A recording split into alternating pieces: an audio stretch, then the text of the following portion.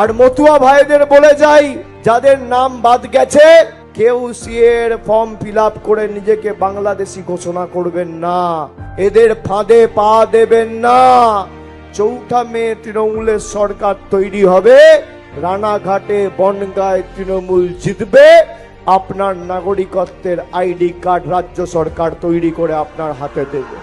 রাজবংশী মতুয়াদের আসাম থেকে নোটিশ পাঠানো হচ্ছে, এর জবাব যদি না দেন, যদি আরেকবার এই মাটি থেকে বিজেপি জেতে, আপনাদের কোনো অধিকার থাকবে না এই মাটিতে।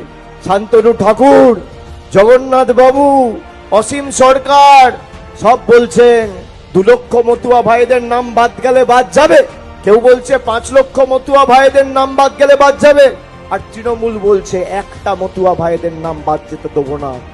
আমাদের এটা সংকল্প, আমাদের এটা প্রতিজ্ঞা, আমাদের এটা অঙ্গীকার, একজনের নাম বাদ যেতে দেবো না।